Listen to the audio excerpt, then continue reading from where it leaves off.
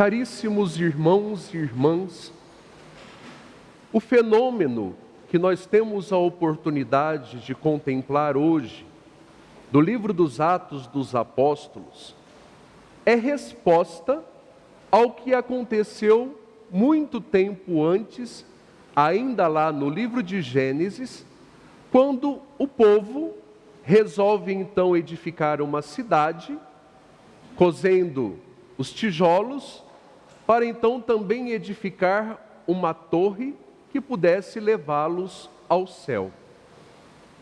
Tudo isto partindo da autossuficiência humana. O que acontece? Deus, vendo a tamanha prepotência daquelas pessoas, resolve então confundir as línguas, de forma que as pessoas já não mais compreendiam umas às outras. Se nós saltamos do livro de Gênesis, quando na edificação da Torre de Babel, para os Atos dos Apóstolos, nós vamos ver o fenômeno inverso, onde todas as pessoas conseguem compreender como se fosse uma mesma linguagem. Nós vemos que estavam os apóstolos, os discípulos, Maria Santíssima, trancados na sala maior, também conhecida por nós como cenáculo, e então eles rezam. Estavam trancafiados ainda por medo dos judeus, por conta de tudo que acontecera com Jesus. Então eles rezam pedindo que Deus pudesse movê-los para aquilo que era de sua responsabilidade continuar.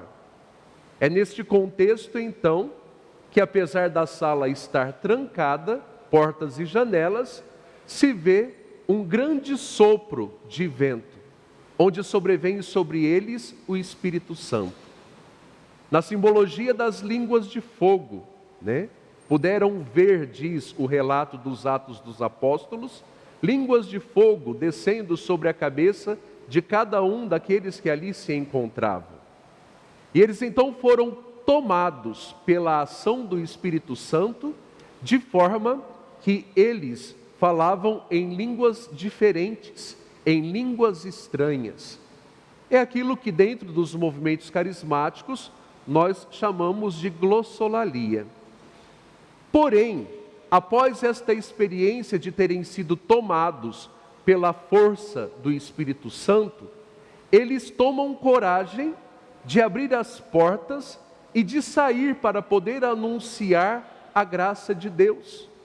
O medo que antes os consumia foi revertido em coragem e força para que pudessem então levar esta boa notícia a todas as pessoas. Interessante que quando eles chegam do lado de fora e começam a falar, ali existiam pessoas presentes de várias nacionalidades e, por conseguinte, de uma diversidade de línguas. Pados, medos, elamitas, habitantes da Mesopotâmia, da Frígia, da Ásia, da Panfilha.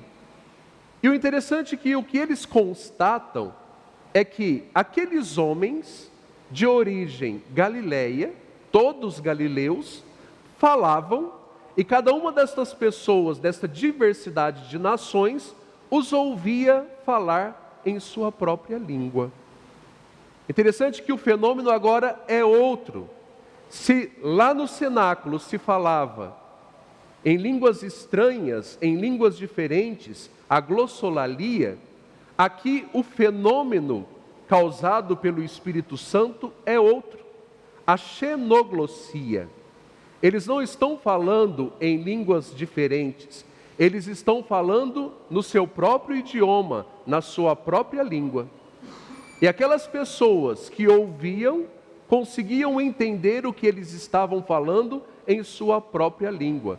É o que nós vamos chamar de xenoglossia, conforme os relatos dos estudos a respeito desta passagem.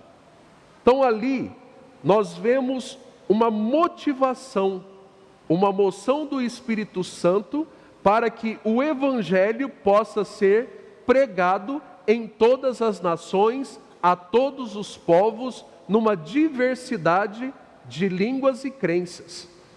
Deus precisa ser conhecido em todos os confins da terra. É por isso então que Deus faz com que todos possam falar e se compreenderem.